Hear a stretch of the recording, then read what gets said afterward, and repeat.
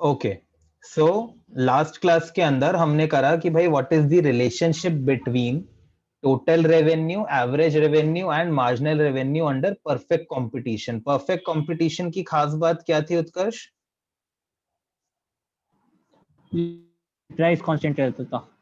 यहाँ पर क्यों कांस्टेंट रहता था? बिकॉज इतने सारे खरीदने और बेचने वाले हैं तो प्राइस हमेशा लार्ज नंबर सेम ऑफ रहता बायर्स एंड था। सेलर्स। बिल्कुल ठीक है। तो आज की क्लास के अंदर हमें बात करनी है किस चीज की? इम्परफेक्ट कंपटीशन के अंदर क्या रिलेशनशिप रहती है। तो मैं एक बार फिर से बता देता हूँ। इम्परफेक्ट कंपटीशन मैंने बताया था, इम्परफेक्टली कॉम्पिटिटिव मार्केट मतलब वो मार्केट जो हमारे आसपास हमको दिख रही है। हमारे आसपास जो दीक्षा मार्केट है, उस मार्केट में क्या होता है? अगर रेवेन्यू ज्यादा कमाना है तो आपको अपना प्राइस पर यूनिट बढ़ाना पड़ेगा या कम करना पड़ेगा? अगर आप चाहते हो आपका सामान ज्यादा बिके, ठीक है, अगर आप चाहते हो आपका सामान ज्यादा बिके तो आपको उसका प्राइस कम करना पड़ेगा या ज्यादा करना पड़ेगा? बताओ। कम। राइट। तो इम्परफेक्ट कंपटीशन की सबसे खास बात यही है, हमने कल भी बात करी थी कि here output can be increased only by reducing the price. ये बात हमको याद रखनी है, ठीक है ना? कि भाई आउटपुट आप यहाँ पर चेंज कर सकते हो। कब कर सकते हो अर्पिता आउटपुट चेंज? सिर्फ और सिर्फ तब जब आप उसका प्राइस कम करोगे, right? So only by reducing the price you can increase the output sold. Okay, Diksha, Vidhi, Riya, yes sir. Tushali, Utkarsh, समझ आया? इतना ही हमने यस कल सर। बात कर ली थी।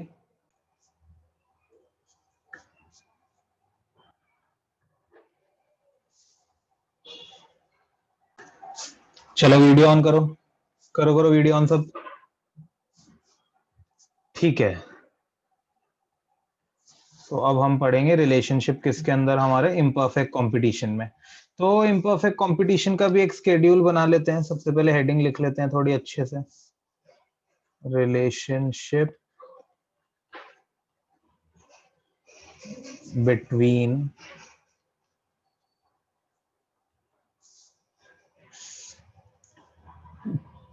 TR, AR and MR in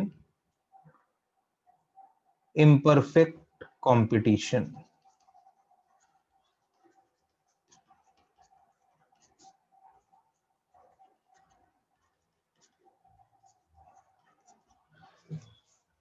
okay, right. So सबसे पहले एक आउटपुट का कॉलम बना लेते हैं हम। वही काम करने हैं हमें पुराने। आउटपुट कौन सा है ये? बनाने वाला या बेचने वाला? Output sold. राइट, सो ये है आउटपुट सोल्ड। ओके, फिर यहाँ पर हम लिखेंगे क्या? प्राइस। आउटपुट बनाने वाला कौन सा होता है? बनाने वाला मतलब कि जितना आउटपुट बनाया। मान लो 100 यूनिट्स बनाई, बट हमें उससे फर्क नहीं पड़ता कितनी यूनिट्स बनाई, हमें फर्क पड़ता है कितनी यूनिट्स सेल हुई। राइट। सो अगर हम आउटपुट की बात करें, सो 1 से ही ले लेते हैं। लेट्स से जब आउटपुट 1 था तो प्राइस था 10। पिछले रिलेशनशिप में 0 से लिया। वो आपको दिखाने के लिए लिया था, मतलब उसकी कोई जरूरत नहीं है। 0 से लेना हो 0 से ले लो, प्राइस तो 0 ही अच्छा, होगा। मर्जी। हाँ ठीक है, तो वो बस यही दिखा रहा था मैं कि कंफ्यूज मत होना, राइट? सो अगर आउटपुट बढ़ाएंगे तो अब दीक्षा प्राइस को क्या करना पड़ेगा? कम। बिल्कुल सही। 3 4 5 6 7 8, ये कितना हो गया? 8 7 6 5 4 3। All right. फिर हम निकालेंगे क्या? Total revenue. फिर कौन सा निकालेंगे? Average revenue. और फिर निकालेंगे हम लास्ट में मार्जिनल रेवेन्यू। चलो, टोटल रेवेन्यू, एक यूनिट बेच के 10 रुपए आए। एक यूनिट 10 रुपए की है तो टोटल रेवेन्यू कितना हो गया एक यूनिट बेच के? 10। 10। अरे वाह, क्या कैलकुलेशन है आप लोग। ठीक है, दो यूनिट 9 रुपए के हिसाब से बेची तो कितने के हो गई टोटल? 18। अरे 18। वाह। फिर 24, देन 28, 8, उसके बाद 30, 30, 30, 28, 24. 24। एवरेज रेवेन्यू, एक यूनिट बेचकर 10 रुपए आ रहे हैं, तो एवरेजली एक यूनिट से कितने रुपए आ रहे हैं? 10, 10 10 रुपीज ही आ रहे हैं। घुमा के पूछ रहे 9, दो यूनिट 9 बेच के 9, 9, 8। 8, 7, 6, 5, 4, 3. तो यहाँ पर भी हम देख पा रहे हैं, आप फॉर्मूला लगा लो या फिर सीधा प्राइस के इक्वल लिख दो, एक ही बात है, because average revenue is always equal to price. Marginal revenue, 0 unit बेचकर कितने रुपए कमाए थे? 0। एक यूनिट बेचकर कमाया 10, तो एक एडिशनल यूनिट बेच के कितना रुपए कमाया? 10, 10, 10। फिर 8 8, 8, उसके बाद 7, 6, देन 4 4, देन 2, 2 देन 0 0, 2 -2, माइनस के आगे 2। माइनस भी लगा लो।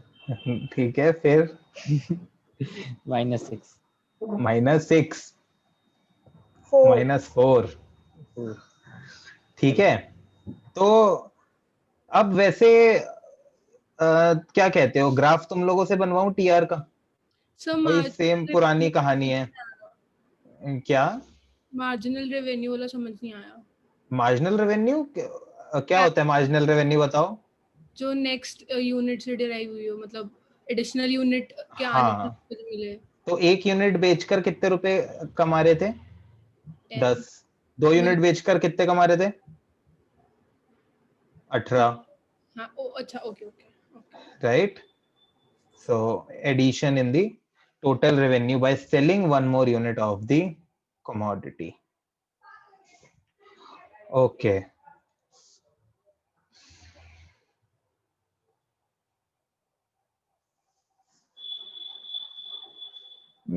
ठीक है, अब अगर हम एक बनाते हैं, यहाँ पर एक, यहाँ पर दूसरा,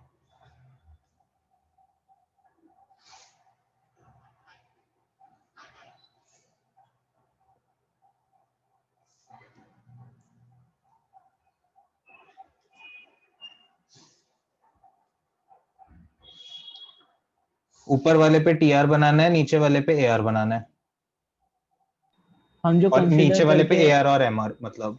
हाँ बोलो। हम जो जैसे हम पहले रिलेशनशिप वगैरह में ऐसे कंसीडर करके अलग अलग चीजें बताते थे, वो इसमें नहीं बतानी? इसमें ही बतानी है। मैं पहले डायग्राम बनाते हैं, क्योंकि अब तो हम बड़े बच्चे हो गए, पहले डायग्राम बनाएंगे फिर बातें करेंगे, राइट? सो अदरवाइज नहीं, हम, जैसे अभी परफेक्ट कंपटीशन में किया था। वहाँ वो सब इसमें भी करना है, इसमें तो ज्यादा करना है अभी। वो ये तभी तो इधर एक पार्टीशन छोड़ दिया है, अभी वहां पे वही सारी बातें करेंगे। ठीक है, अच्छा, नहीं परफेक्ट वाले में कुछ लिखवाया नहीं था आपने, अच्छा ऐसे परफेक्ट वाले में, अच्छा हाँ, परफेक्ट वाले में नहीं लिखना कुछ खास, जो तुम्हारे नोट्स नहीं दिए हैं ना लिखना। तुम्हें, उसमें जो दिया हुआ है वो मोर देन सफिशिएंट है, सब कुछ उन पे भरोसा ठीक है। रखो। प्लॉट करके बनाना फिर उसी में अपने आप क्या बता। क्या अर्पिता, आपकी आवाज कट रही है बहुत ज्यादा। सर मैं पूछ रही हूँ प्लॉट करना है ग्राफ को या ना ना बिना ना ना, प्लॉट नहीं करना, बड़े बच्चे हैं हम, प्लॉट नहीं करते। तो अब देखो, मेरे साथ मदद करो मेरी। सबसे पहले मैं, चलो तुम्हें बोलता हूँ, टीआर और एमआर को नोटिस करो, एआर को भूल जाओ, राइट? अगर तुम ध्यान से देखो तो एमआर जो है वो क्या हो रहा है, इंक्रीज हो रहा है या डिक्रीज हो रहा है? एमआर जो है इंक्रीज हो रहा है या डिक्रीज हो रहा है? पहले डिक्रीज ही हो रहा है पूरा। बताओ। डिक्रीज हो रहा है। डिक्रीज हो रहा है। सबसे पहली बात आप लोगों ने मेरे को बता दी, एमआर डिक्रीज हो रहा है। ठीक है भाई, आप लोगों की बात मान ली। अब डिक्रीज होने वाली चीज ऐसे भी गिर सकती है, ऐसे भी गिर सकती है, और ऐसे भी गिर सकती है। Straight that line depends upon the कि किस रेट पर कोई चीज गिर रही है। तो अगर एमआर को आप देखो तो वो फॉल कर रहा है, क्या वो कांस्टेंट रेट से फॉल कर रहा है या अलग अलग रेट से फॉल कर रहा है? कांस्टेंट। बताओ, सब बताओ, कौन से रेट से फॉल कर रहा है? कांस्टेंट रेट से फॉल कर रहा है। क्यों? क्योंकि हमको दिख रहा है difference between two subsequent MR is always 2। 10 से -2 8, -2 6, -2 4, -2 2, -2 0, -2 -2 -2 -4, ठीक है। सो वो हमेशा फॉल कर रहा है कैसे, कांस्टेंट रेट से। तो कहने का, और बीच में एक बार 0 भी है। तो अगर मेरे को इसकी लाइन ड्रॉ करनी नेगेटिव हो, जाएगा। सो मैं इसको कुछ ऐसा बना सकता हूं,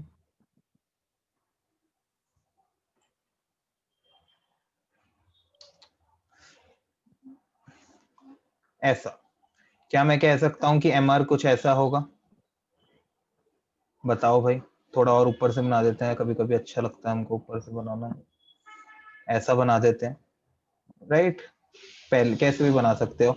तो कहने का मतलब है जो रिलेशन है वो दिख रहा है या नहीं। डायग्राम बनाते हुए कॉन्फिडेंस होना चाहिए कि भाई जो वहां हो रहा है हमने यहाँ करा है या नहीं। हमने दिखाया पॉजिटिव से स्टार्ट हो रहा है, राइट? और पॉजिटिव से स्टार्ट होके कांस्टेंट रेट से फॉल कर रहा है, फिर 0 हो रहा है और फिर नेगेटिव हो रहा है। यस और no? Yes sir. Yes sir. ठीक है भाई। अब टीआर को देखो इसके रिलेशन में। जब एमआर फॉल कर रहा है तो टीआर क्या हो रहा है, इंक्रीज हो रहा है या डिक्रीज हो रहा है? इंक्रीज। कौन से रेट पर इंक्रीज हो रहा है, एट अ डिमिनिशिंग रेट या at a increasing rate? Diminishing. क्या बात है। कांस्टेंट रेट ये देखो, ठीक ये है। देखो आया ये कांस्टेंट, ठीक है। नहीं तो सो तान्या समझ आया क्यों बोला हमने इंक्रीजिंग एट डिक्रीजिंग रेट? क्यों बोला हमने? हमने क्यों बोला कि TR is increasing at a decreasing rate? Sir क्योंकि स्टार्टिंग में तो वो इंक्रीज हो रहा था और फिर बीच में फिर नीचे जाके वो डिक्रीज हो गया था। नहीं तान्या, बिल्कुल क्या बोल रहे हो आप? तान्या मेरे को एक बात बताओ, आप पूछते क्यों नहीं हो क्वेश्चन अगर समझ नहीं आता तो? मैं आप लोगों को कभी मना करा है मैंने कि मैं नहीं बता रहा? प्रोडक्शन में करा था हमने increasing at a decreasing rate का मतलब total revenue increasing at a decreasing rate का मतलब होता है कि टोटल, और ये अभी पूछने की तो चीज है ही नहीं। मैंने उस टाइम इस छोटी सी चीज पर आई गेस 10 मिनट लगाए होंगे कम से कम प्रोडक्शन के टाइम पे। यस और नो? बाकी बताओ। और बार बार बोला होगा मैंने कि ये बार बार काम आएगी, ये चीज समझ लो। एंड इवन ये तो मैं आपको टोटल यूटिलिटी के टाइम से समझा रहा हूँ, इंक्रीजिंग एट डिक्रीजिंग रेट।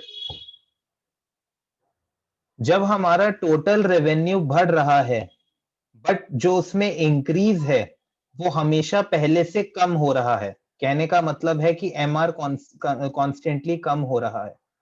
तो मतलब टोटल नंबर ऑफ चॉकलेट्स तो जो हमको दे रहा है, फॉर एग्जांपल कोई बढ़ा के देता जा रहा है, राइट? बट जो बढ़ा के दे रहे हैं वो पहले से कम है, ठीक है। मैंने आपको 10 चॉकलेट्स दी, अदिति ने आपको 18 दी, कितने का इंक्रीज हुआ? 8 का। अब दीक्षा ने आपको 24 चॉकलेट्स दी, तो टोटल चॉकलेट्स तो आपकी बढ़ गई, बट जो एडिशन हुआ इस बार पहले से कम हुआ। Tanya yes sir. 6 चॉकलेट्स का हुआ। तो इसका मतलब टोटल तो आपके पास बढ़ रहा है बट मार्जिनल कम हो रहा है। दैट्स व्हाई वी से total is increasing at a decreasing rate. तो हेयर टोटल रेवेन्यू बढ़ तो रहा है बट जो इंक्रीज है वो कम होता जा रहा है।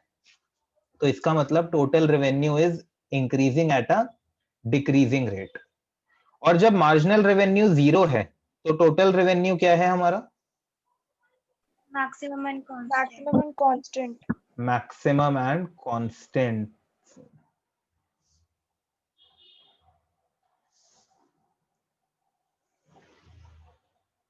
सो लेट्स से ये वाला पॉइंट है।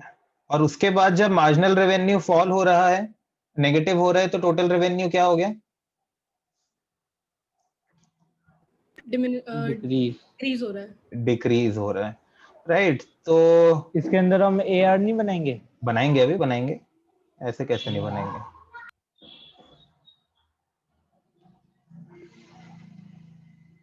जी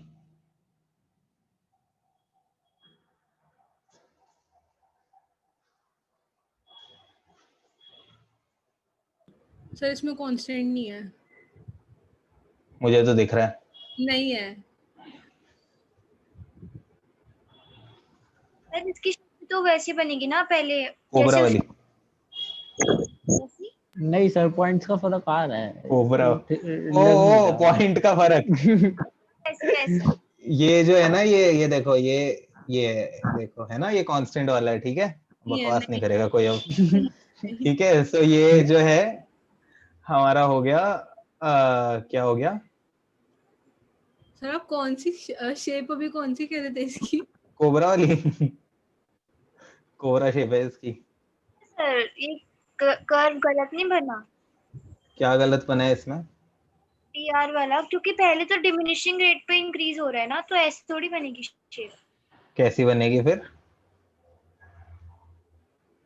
ऐसी तो बनेगी। कैसी? अरे याद करो, टोटल प्रोडक्ट की जो शेप होती थी कैसी बनती थी? ऐसी। हाँ ऐसी बनेगी ना। तो ये increasing at a increasing rate होता था ना पहले, और बाद में increasing at a diminishing rate होता था। हाँ तो हम ऊपर से बना रहे हैं। तो ये वाला पार्ट बनेगा ना सिर्फ, ये कोबरा वाला। क्या को- ओके अदिति, याद आ गया? जब कोई चीज, अच्छा टोटल यूटिलिटी की बात करते हैं। टोटल यूटिलिटी कैसे बनती थी? ऐसे बनती थी ना टोटल यूटिलिटी, है ना? अर्पिता, मेरे को आवाज नहीं आ रही, मैं ऐसे कैसे बताऊं आपको, आपकी आवाज ही नहीं आ रही मेरे को। बोला हाँ। हाँ, तो टोटल यूटिलिटी ऐसे क्यों बनती थी? बिकॉज मार्जिनल यूटिलिटी हमेशा, फॉलो हो जाए। राइट, तो इधर भी सेम रिलेशन है एक्चुअली। टीआर और एमआर का रिलेशन is exactly same as U and MU का रिलेशन, राइट। जिस तरह जब एमआर बढ़ता है तो TR increases at a decreasing rate, उसी तरह जब एमयू बढ़ता था तो TU increase at a decreasing rate. जब एमआर 0 है तो TR is maximum and constant. उधर क्या होता था, when MU is 0 then TU is maximum and constant. जब एमआर नेगेटिव हो जाता है तो टीआर स्टार्ट्स फॉलिंग, और उधर जब एमयू नेगेटिव हो जाता था तब TU used to start falling. हमेशा एवरेज और मार्जिनल को साथ में क्यों बनाते हैं? ऐसा कोई जरूरी नहीं है, आप लोग सारे के सारे एक ही डायग्राम पे भी बना सकते हो, एज आई टोल्ड यू पहले भी। It's just for the neatness. ये टोटल रेवेन्यू का डायग्राम हमेशा लंबा चौड़ा सा होता है ना, इसलिए इसको अलग से बना लेते हैं। ये देख रहे हो कैसे पूरा ऊपर अपने वो निकाल के, ऐसे क्या बोलते हैं इसको, जो भी, राइट। हो, फन, क्या फन, अच्छा फन, ओके। सो मेरे को फन मतलब FUN वाला फन लगा, मैंने कहा इसमें क्या फन है।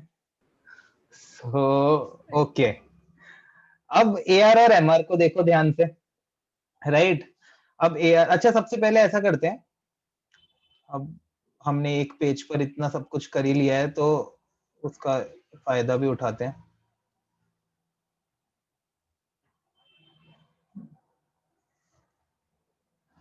ओके, तो सबसे पहले तो ना बार बार ऐसे ना पार्टिसिपेंट्स मतलब बार इधर उधर करना कुछ नहीं है। तो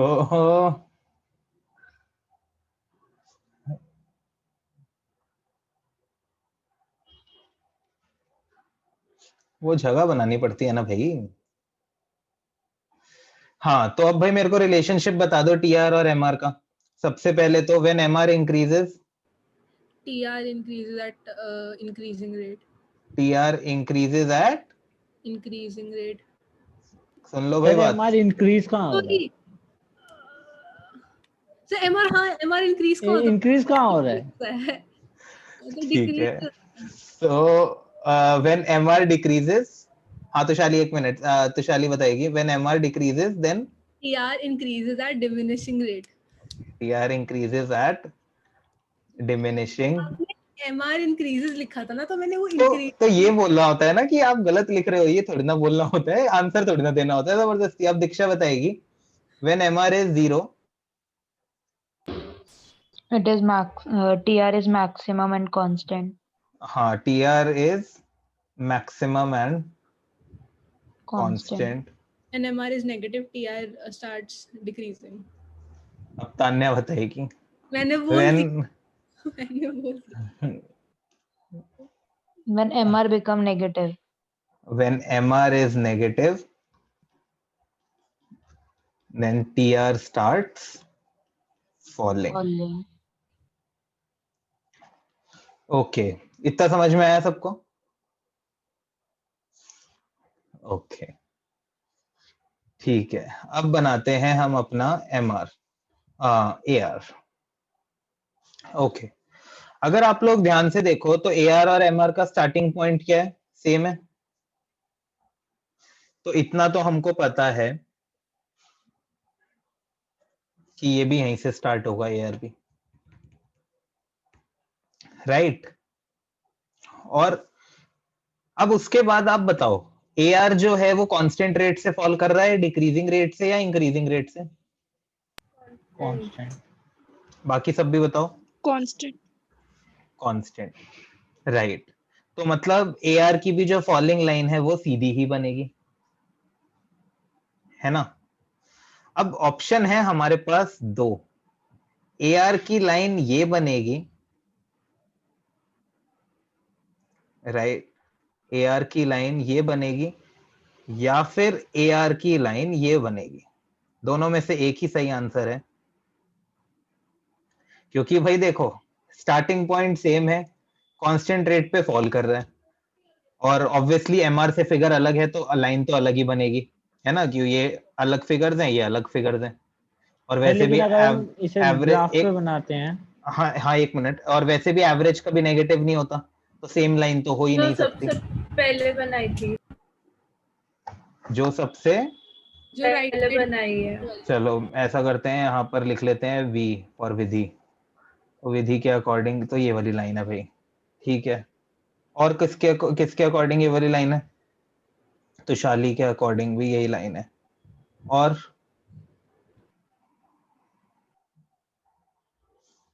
बताओ किसी के अकॉर्डिंग है ये लाइन? सर मेरे अकॉर्डिंग भी है। रिया ने भी बोली लगा दी है। और सर भाई मेरे अकॉर्डिंग भी है। अरे बहुत बड़ी, ये तान्या है T से ये वाली। ओके, मेरी भी वही है। ये लो, ये उत्कर्ष भी आ गया। और भाई अर्पिता और अदिति बच गए हैं। मैं बता भी। दो क्या चाहते हो। दीक्षा आप भी यहीं पर ही हो? अच्छा भाई। अदिति, दो बार बोल दिया सर मैंने। वैसे इसका ग्राफ अच्छा बोल प्लॉट चुके, करें आप भी यहीं पे ही हो क्या? सर? हाँ सर। एक मिनट, अरे एक मिनट, मैं आ रहा हूँ आपके क्वेश्चन पे, उत्कर्ष मैं भूला नहीं हूँ। और अर्पिता बच गई है बस भाई। अब मेरे को यही है कि जैसे अगर मैक्सिमम पॉइंट जो है वो 30 है। एक मिनट, पहले मैं आंसर, क्वेश्चन मैंने पूछा है पहले, आप लोगों के क्वेश्चन बाद में, पहले मेरे को यहाँ बताओ कहाँ पे लगाऊं, ये या ये, एक तो बताना सर मुझे पड़ेगा। मिडिल लाइन ही लग रही है, मिडिल लाइन ही लग रही है। वो मैं बता देता हूँ, नहीं है। चलो ठीक है, इतनी मैंने हेल्प कर दी। वो नीचे वाले उसमें भी जा रही है। हाँ बताओ अर्पिता। फर्स्ट वाली। चलो भाई, सारे के सारे यहीं पर ही हैं। अच्छा, अब विधि बताएगी कि विधि को ऐसा क्यों लगता है कि ये ऊपर वाली लाइन होगी और नीचे वाली नहीं होगी। विधि म्यूट हो क्योंकि आप। सर वो मतलब बहुत कम हो रहा है, मतलब जैसे 8 यूनिट पे भी 3 है, और यहाँ पे अगर ये जो दूसरी वाली लाइन थी वो बहुत जल्दी कम हो रहा है, वो इंक्रीजिंग रेट पे कम हो रहा है, वो नहीं नहीं नहीं नहीं, ये गलत कम बोल रेट रहे पे। हो, वो दोनों ही कांस्टेंट रेट पे रहे हैं। आप ये कहना चाह रहे हो कि MR जो है बहुत तेजी से गिर रहा है और AR जो है वो धीरे धीरे गिर रहा है ना? है ना? हाँ शायद, राइट, ठीक शायद है, शायद। आप ये मतलब आप स्केड्यूल के अकॉर्डिंग ये देख रहे होगे ना कि ये दो दो से गिर रहा है और वो एक एक से गिर रहा है। हाँ मतलब यही है। हाँ ठीक है, आप ठीक है। आंसर बता रहे हो ऐसे। और नहीं नहीं, मैं सर एक्चुअली जो विधि बोल रही है मैं उसी को आप लोगों को समझा रहा हूँ, क्योंकि विधि तो मेरे को बता रही है, मेरे को तो पता ही क्या बोल रही है वो। और बाकी बताओ, बाकी क्या सर को... एक सेकंड, एक सेकंड, ये हम इसके अंदर MR को भी कंसीडर करेंगे ना, जो बना है, या फिर MR तो उसे बना ही, भूल जाए? MR तो सही बना हुआ है, वो जैसा बना सही हुआ है बना वैसे हुआ बना है। रहने दो। मेरा हाँ, ऑप्शन सबसे फर्स्ट वाला है। वही लिखा है अभी ऊपर भी आपने, उत्कर्ष, एक इसी वाली लाइन को बोल रहे हो ना आप, ऊपर वाली लाइन को? ठीक है, नहीं सही है। ठीक है, सो ओके। और आपका क्वेश्चन मेरे को अभी पता है रुका हुआ है, तो और अर्पिता आप क्या क्वेश्चन पूछ रहे थे? सर की जैसे मेरा भी शायद उत्कर्ष वाला ही है, वो मतलब कह रहे हैं ना ग्राफ पे प्लॉट करेंगे तो स्टीपर होनी चाहिए ना लाइन, तो वैसे। ग्राफ पे अभी मैं बताऊंगा, ग्राफ पे प्लॉट करने वाली चीज जो आप कह रहे हो, स्टीपर नहीं, ऐसा कुछ नहीं होता, स्टीपर होगा या फ्लैटर। ओके, अब सबसे पहले तो विधि को चॉकलेट मिलेगी भाई, ये उस चॉकलेट वाले अकाउंट में एक विधि की चॉकलेट ऐड हो गई है, राइट, बिकॉज विधि ने जो रीजन दिया था लाइक वो बिल्कुल एग्जैक्ट रीजन है। ओके, और ये लाइन बिल्कुल सही है। ओके, अब देखो, अब विधि ने सबसे पहले बोल दिया हो तो ठीक है। तो पूछना था। अब एक बात देखो आप लोग, एक ये लाइन है, एक ये ए लाइन है, और एक ये बी लाइन है। जो ज्यादा फास्टर रेट से फॉल कर रही है वो लाइन कौन सी है, ए है या बी है? जब ऊपर से बंदे को फेंकोगे तो वो पहले कहाँ नीचे गिरेगा, किसमें, ए पे या बी से? ए से। ए। राइट। तो कहने का मतलब है कि अगर कोई किसी चीज को से मान लो लेट से कि यहाँ से तुषाली को धक्का मारा तो वो जल्दी नीचे गिरेगी, और यहाँ से मारा तो देर में नीचे गिरेगी, राइट, बिकॉज यहाँ पर फास्टर रेट से ऐसे ऐसे ऐसे ऐसे ऐसे आएगी, और वहां पे थोड़ा धीरे, लॉजिकल एग्जांपल था बहुत। राइट। तो ओके, तो इसका मतलब पहली चीज तो ये साफ है कि जो चीज का रेट ऑफ फॉल कम होगा, जिस चीज का रेट ऑफ फॉल कम होगा वो फ्लैटर होगी। वो क्या होगी? फ्लैटर होगी। और जिस चीज का रेट ऑफ फॉल ज्यादा होगा वो चीज क्या होगी? स्टीपर होगी। यस और नो? यस और no? Riya, Arpita, Tanya, Vidhi, Utkarsh, Tushali, Tanya, yes sir. Aditi. Yes sir. ठीक है। सो इस बात से इतना तो हमें पता लग गया कि भाई रेट ऑफ फॉल एमआर का ज्यादा है, एमआर 2-2 से गिर रहा है, 2-2 से, -2 -2 -2, और एआर सिर्फ 1-1 से गिर रहा है।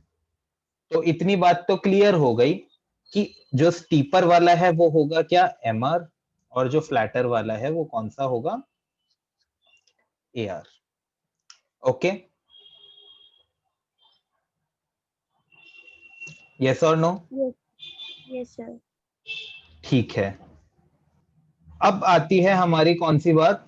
दूसरी बात, कि भैया एआर ऊपर होगा या एआर नीचे होगा, है ना, एआर ऊपर होगा या एआर नीचे होगा। तो आप कभी भी ग्राफ पे प्लॉट करके, अरे ग्राफ पे प्लॉट क्या करके देखोगे, आप हर पॉइंट पे देख लो, ये हमारे रिलेशनशिप का भी पार्ट है ही वैसे। ये देखो, ग्रीन है ना हमारे पास, हाँ, इनिशियली एआर और एमआर सेम है, when AR falls then MR also falls, when AR falls then MR also falls, but AR is always more than MR। तो ये चीज तो यहाँ पर हमको दिख ही रही है कि भाई जो AR है वो हमेशा कौन सा वाला होगा? ऊपर वाला होगा। सर पर अगर जैसे दोनों का स्टार्टिंग पॉइंट सेम है तो हाँ, पर ही होगा, फिर अगर जो स्टीपर है एमआर तो ये तो कुछ हो ही नहीं तो मैं वही बात है ना, अगर आप इस सेम चीज को ग्राफ पर प्लॉट करके देख लो, अगर आपका ग्राफ पे जब आप प्लॉट करोगे तो AR अगर आपका स्टीपर, देखो स्टीपर और फ्लैटर की कोई डेफिनेशन नहीं होती ना, इट डिपेंड्स कि आप कंपेयर किसको कर रहे हो। अगर आपका AR ऐसा बनेगा तो आपका MR ऐसा बनेगा, अगर आपका AR ऐसा बनेगा तो आपका MR आपका MR ऐसा बनेगा, राइट। तो कहने का मतलब है MR will be always steeper than AR। जब भी आप कोई डायग्राम बनाओगे MR हमेशा स्टीपर बनेगा AR से ज्यादा। ओके, तो मैं इसलिए उत्कर्ष के क्वेश्चन को अब तक पॉज पे रखा हुआ था। तो उत्कर्ष, अब वो चीज क्लियर हो गई होगी? क्वेश्चन था कि हम दोनों एक पे नहीं बनेगा। एक पे मतलब स्टार्टिंग एक से हुई ना 10, अब आप बाद में 9 को कभी 8 क्या? क्वेश्चन ये है कि दोनों एक ही लाइन पे होने चाहिए ना, तो वो तो होंगी नहीं, एमआर नेगेटिव हो जाता है।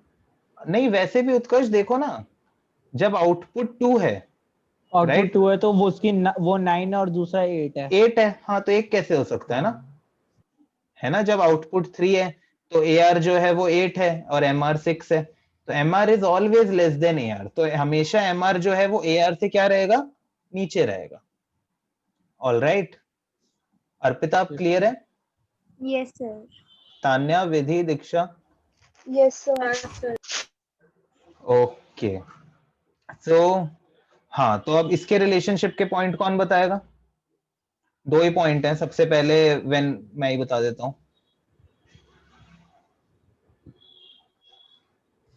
कहाँ गया पेन? अब हमारा रिलेशन है MR एंड AR।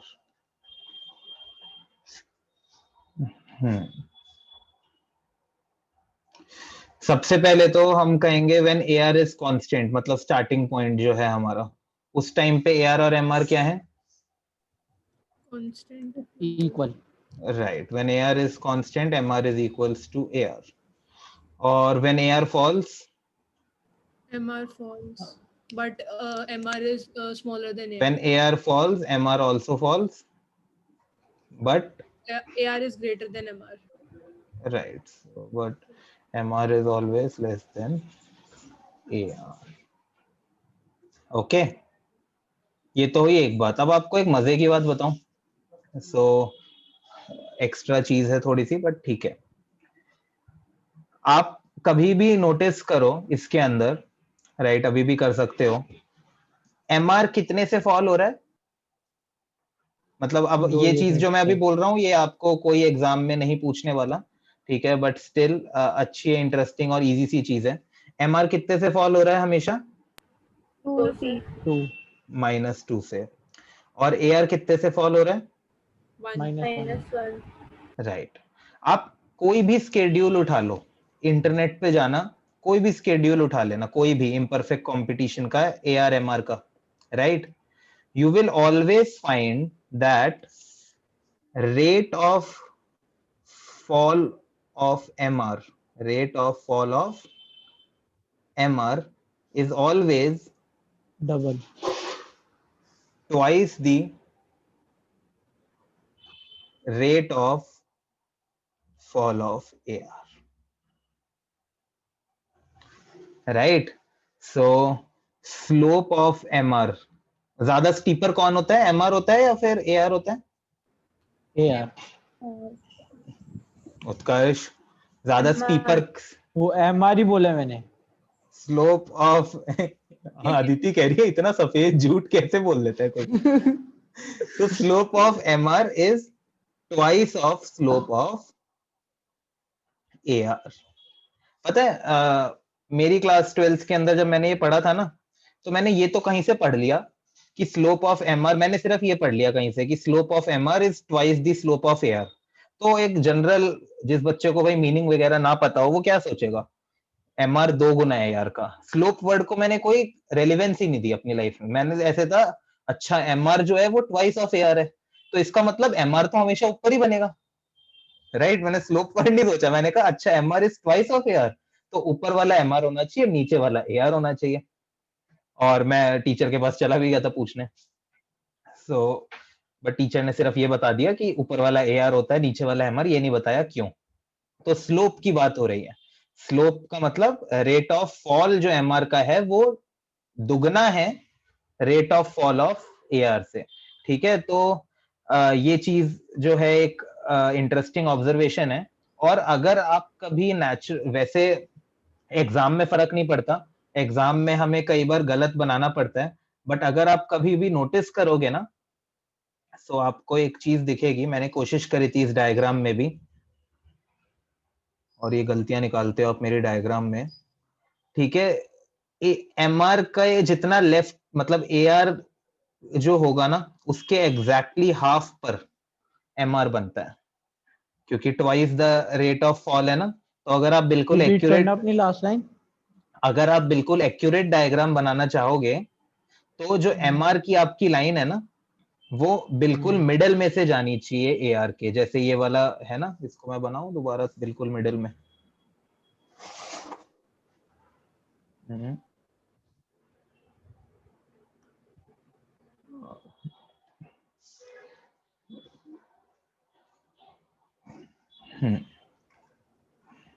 सर अगर हम और यूनिट्स इंक्रीज करते तो AR तो नेगेटिव में कभी नहीं होगा ना? AR तो नेगेटिव एवरेज है ना, average can not be negative. तो अब ऐसे डिक्रीज होता जाएगा, अब यूनिट्स इंक्रीज होते जाएंगे, तो अगर तो हमें वो बिल्कुल नेग्लिजिबल आ जाएगा, ना के बराबर आता रहेगा, क्योंकि प्राइस कभी 0 थोड़ी ना करोगे, है ना। प्राइस को कभी 0, अगर आप ध्यान से देखो तो ये जो हमने यहाँ स्केड्यूल बनाया, यहाँ पर हम प्राइस 3 पर रुक गए। अब ज्यादा से ज्यादा 1 तक बना दोगे, ज्यादा से ज्यादा आप 0.00000001 तक कर दोगे, बट प्राइस कभी भी 0 तो नहीं करोगे, फिर तो वो बिजनेस रहा ही नहीं। ठीक है, फिर तो वो बिजनेस रहा ही नहीं अगर 0 कर दिया तो। ओके, तो अगर आप एक्चुअली में कभी भी ये डायग्राम बनाओगे, मतलब बिल्कुल एक्यूरेट प्रेजेंटेशन करोगे, सो इन दैट केस ये वाला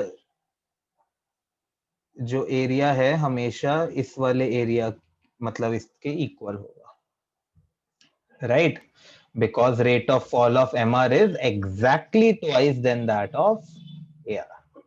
ठीक है, वो ज्यादा डबल रेट से फॉल कर रहा है। इतनी बात सबको समझ में आई अच्छे से? यस ओके, इसी के साथ चैप्टर खत्म हो गया हमारा।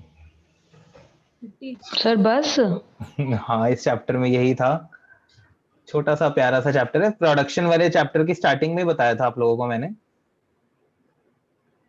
राइट। सो अगेन अभी रुको छुट्टी सर कर देना, मेरे को खाना खाना है। मुझे भी खाना है, अभी रुकते हैं। और ये वीडियो ऑन करो सारे, वरना तो मैं करने तेरा क्लास खत्म। रहने दो, आप आईपीएल देखना भी जाके। सो खाना खाते अभी हुए तो भी सर को आईपीएल एक देखा जा इम्पोर्टेंट सकता बात है। भी बतानी है। सो अच्छा अभी रुको, रिमेम्बर, अच्छा ये देखो, ये लाइन मैंने यहाँ पर भी लिखी है, जैसे मैंने परफेक्ट में लिखी थी, सबसे जरूरी वाली line. Under imperfect competition, firm can sell more quantity of output only by reducing the price, right? और इसी वजह से AR और MR यहाँ पर क्या होते रहते हैं, हमारे दोनों फॉल करते रहते हैं। ठीक है, ओके। उसके बाद ये सब आप लोगों के पढ़ने के लिए ये सब वही लिखा है जो मैंने अभी आपको बताया ना, एंड में twice of the rate of this and that. ये स्केड्यूल हमारे वाला ही है। उसके बाद ये शानदार diagram, right. So after that this relationship between marginal revenue and total revenue, उसमें वही लिख रहा है, when MR declines but remains positive, TR increases at decreasing rate. MR becomes 0, TR is maximum and constant, and MR becomes negative, total revenue declines. Okay, ऐसे ही MR और AR का लिख रहा है, right. So that was all about हमारा revenue वाला chapter. तो production cost और रेवेन्यू तीनों खत्म हो गए। एक चीज जो मैं आपको लोगों को बोलना चाहूंगा, सबसे पहली तो अगर आप मेरे को 15 मिनट दो तो मैं टेस्ट की डिस्कशन कर लूं, प्रोडक्शन वाले टेस्ट की। सर अभी उसमें हाँ मेरे को पूछना भी था सर अभी मत करो, 15 मिनट लगेंगे सिर्फ। झगड़ा वगड़ा हो जाएगा, इससे बढ़िया नेक्स्ट क्लास में अच्छे से रखो। 15 कोई झगड़ा नहीं होगा। अगली क्लास में मुझे रखो। खाना खाना है, मैं लेट हो गई आज। अरे खाना खा लेना दीक्षा यार। सर मुझे दवाई लेनी है क्योंकि मैं लेट हो जाऊंगी। तो दवाई भी ले लेना उसके बाद। हाँ तो मैं लेट हो जाऊंगी ना, मैं मेरे को next डॉक्टर ने class में टाइम से रखना। बोला लेने के लिए। अच्छा ठीक है, ओके, नो प्रॉब्लम। तो और एक चीज याद रखना, आप लोगों के टेस्ट में मैंने अभी मार्क्स नहीं कट करे, ठीक है, बट जब भी आप कुछ समझा रहे हो 5 या 6 मार्क्स के क्वेश्चन में, तो ये चीज लिखो। ये मैंने इधर लिखी हुई है ना, जैसे कि भाई इन टेबल 2 आई गेस मैंने डिडक्ट करे हैं मार्क्स, मेरे को याद नहीं करे हैं या नहीं, but in any case exam में डिडक्ट इस चीज के मार्क्स हो जाएंगे कि भाई टेबल में कहां पर हो रहा है, बताना है। ऑल राइट, सो ये चीज आगे वाले टेस्ट में ध्यान रखना। ओके, ठीक है। सो अगर हमने टेबल को 3 पार्ट्स में डिवाइड कर रखा हो और उसके ऊपर लिख रखा हो कि पार्ट 1, पार्ट 2, पार्ट 3, टेबल को 3 पार्ट में डिवाइड मतलब कि साइड में वो पार्ट 1 नहीं लिख सकते, वो तो मैं, हाँ वो ब्रैकेट बना दिए वो ठीक है, बट फिर भी ये नहीं लिख सकते पार्ट 1 या पार्ट 2, लिखना ऐसे ही पड़ेगा, ठीक है।